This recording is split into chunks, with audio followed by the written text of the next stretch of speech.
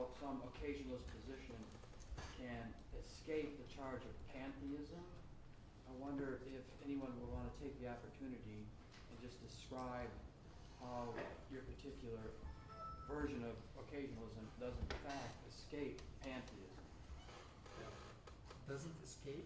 It can't, how is it not entail pantheism? Oh, okay. Let me say something. Then maybe you can add something.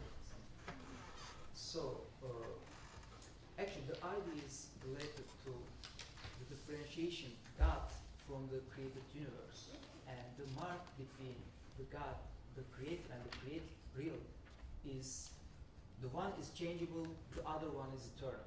God is eternal, and the created realm is changeable. Okay, and in that sense, the two realms are defined. That's the basic distinction and the basic move of argument for occasionalism, because whatever is changed needs a cause, and God doesn't need a cause because it is eternal, and it must be eternal in order to be the cause, right? Since the argument relies on that distinction, whatever is changeable and whatever the thing it inheres, any substrate, the changeable phenomena like the accidents, inheres in substrates, as I mentioned, the Maturidi tradition and the Asharite tradition, they postulate some kind of substrates, atoms or physical objects in which these accidents, changeable phenomena inhere. They are also changeable because the accidents are changeable, the substrates must be changeable. And because of that, the substrates cannot be, cannot God, cannot be the cause. God must be eternal in order to be the cause. And if all these phenomena, accidents, substrates, were some modifications of God, then they must inhere in God. And that would render God changeable as well. And in that sense, it contradicts the initial assumption that God is eternal. In that sense, they try to remove themselves or distance themselves from pantheists, which implies that God, at the end of the day, changeable according to these metaphysical principles. I finished.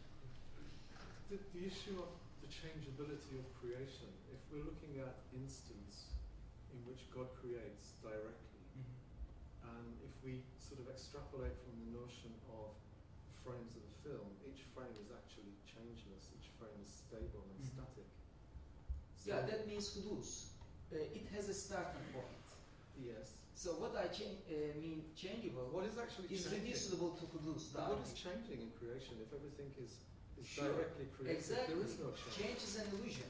Yes. But that change is reducible to the idea of hudus. That means beginning from nothing.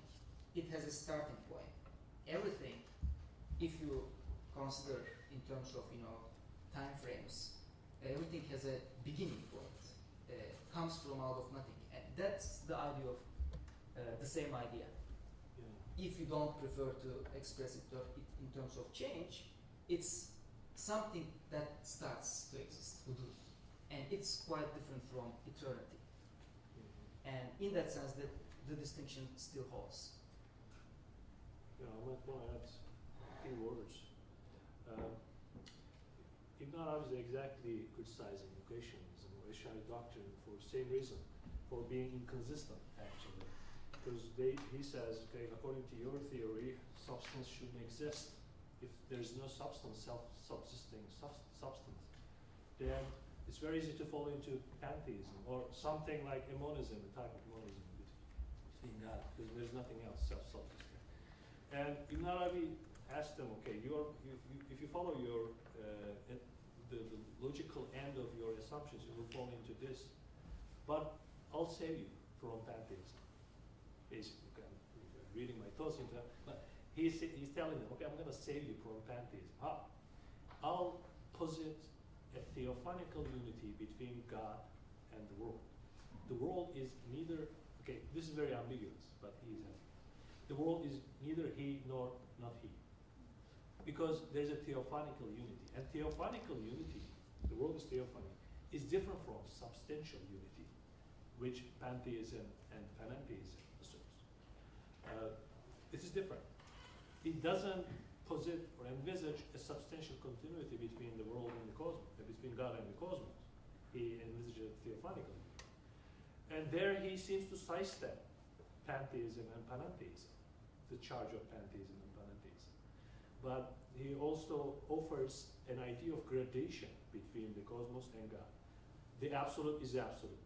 Nothing can be like the absolute.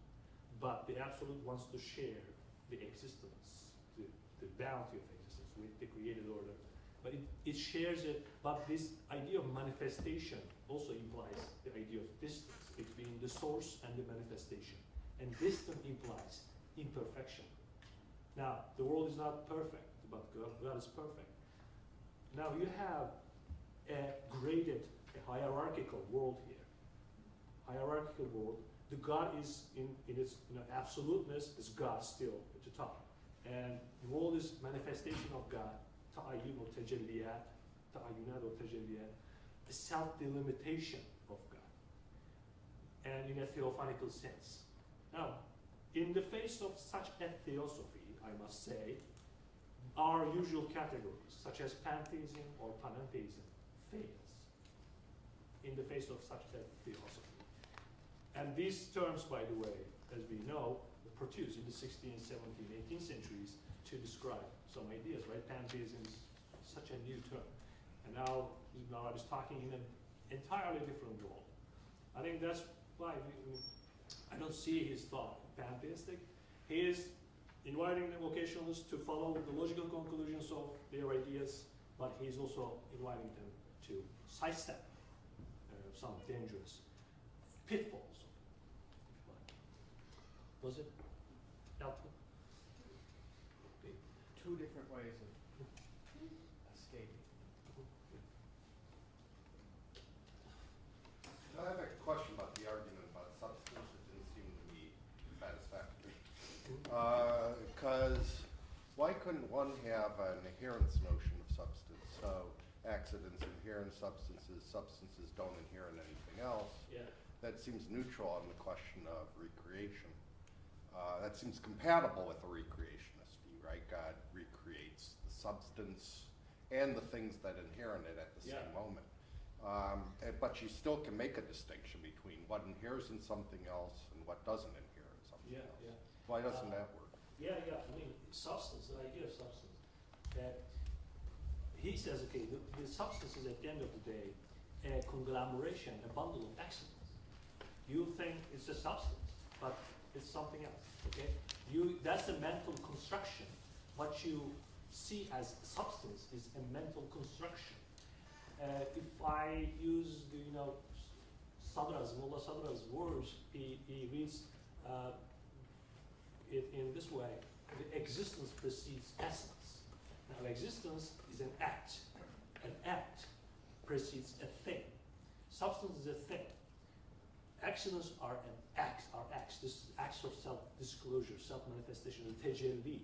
And the word he uses for this is wujud.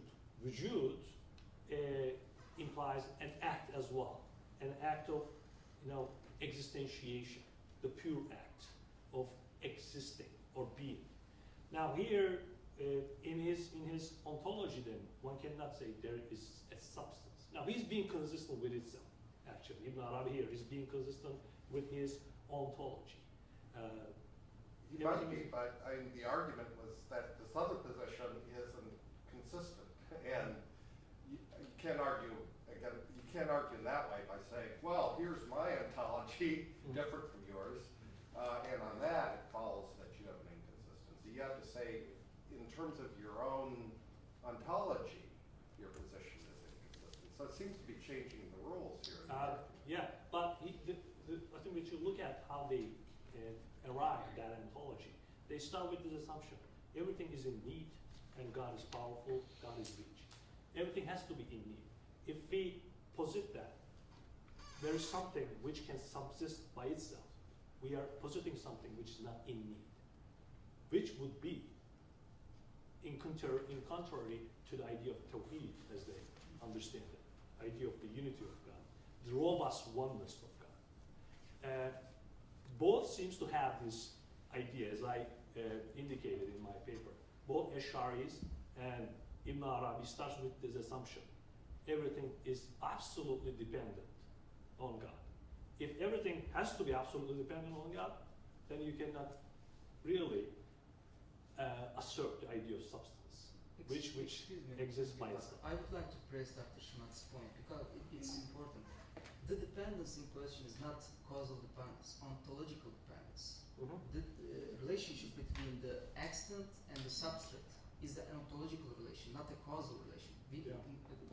We don't claim that the substrate causes the accidents or the accidents are causal dependent on substrates, but there is an ontological difference between them. Accidents cannot exist alone. Like, consider the idea that knowledge can be a property only of alive beings, not material things, okay? Because if you talk about meaningful knowledge, you should assume something alive, okay? These ideas are related, metaphysically related to each other, but there's no causal relationship here. And Ibn Arabi, if you would like to interpret Ibn Arabi in the way that he denies the substrate aspect of observable phenomena, then you should explain how these observable phenomena can exist. For example, roundness, motion, what we observe. What kind of things are what we observe? Not motion, I mean roundness, colors, etc. All the other stuff we observe. Yeah. Are they some properties of God at the end of the day? Or Yeah, what? I mean, What that's- are they? That he sees the world as a subtle interplay of divine names at the end of the day. Everything is configuration of divine names. But And then there it you leads to have- pantheism at Yeah. the end of the day. No, that's what I'm trying to say. You know, there's this unity is theophanical. This is what he seems to say, and he doesn't use the word. And the best, he approaches maybe the pantheism in the sense that when he says the world is neither he nor not he, that's all he says. But pantheism seems to imply a substantial continuity and says the world in its totality is God, or God is in the world, or the world is a part of God, as in the pantheism. There, I mean, this is there is a subtle nuance. There's a difference. That's what I'm trying to imply between a crude pantheism, and what he says. If you can make sense of that. Yeah, if you can make sense of that thing Yeah. that's a unity, but not a substantial unity, but. Exactly. I mean, he uses word like, Might be a difference. shadow, to define the world as a shadow. Why shadow? Because it's a mixture of light and darkness, right? It's an intermediate thing. The world is an intermediate world between nothingness and absolute. It's graded between nothingness and absolute, but it's an intermediate thing. He uses the word, say, imagination. Why? Doesn't want to say the world is something we imagine, but he wants to say imagination can bring physical and mental together, only in imagination. But imagination doesn't really exist out there, but it can bring physical and mental together, in a very subtle way. That's why he wants to see the world as an imagination, sometimes as a shadow, sometimes as a veil.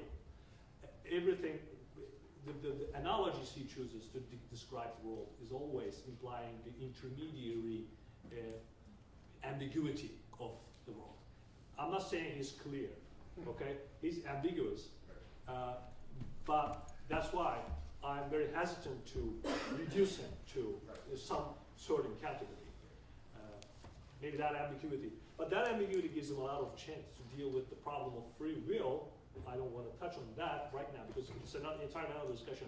But that ambiguity of the world, the separation is not real, but it's relative, perspectival.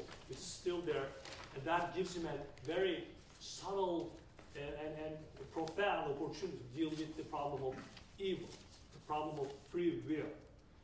Because now he can say, okay, we will with the will of God.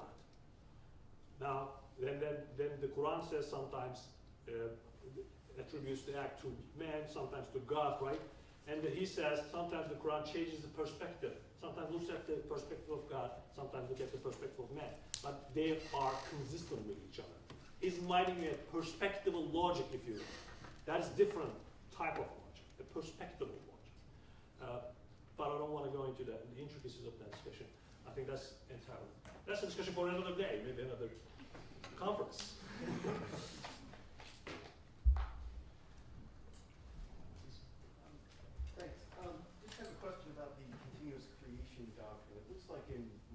well as in the Asherites, it's supposed to just follow from continuous creation that created, scare quotes, beings don't persist over time. That is, that they can't be numerically identical over time. And you find this also in even American figures from the 18th century like Jonathan Edwards, where it's just, in Edwards, it's just supposed to be obvious that you can't have numerical identity over time consistent with the continuous creation doctrine. But then, of course, if you look at somebody like Aquinas or Descartes, they don't seem to be at all bothered by this. They seem to think that because the creation is continuous and not discontinuous, that is, that there's no moment at which the thing disappears and comes back to existence, that there's no problem seeing a single thing as numerically identical over time. So I wondered if people could just talk about what, are there some assumptions that are being made by Chryssi or the Asherites that are not getting made in the context of scholastic concurrences?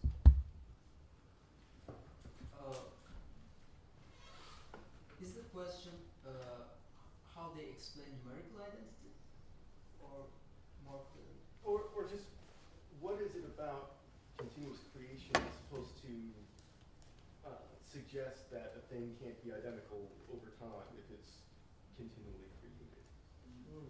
Yeah. I don't think that the two are mutually exclusive. I think what Musa says is that from the point of view of continuous creation, it's a mechanistic thing, basically.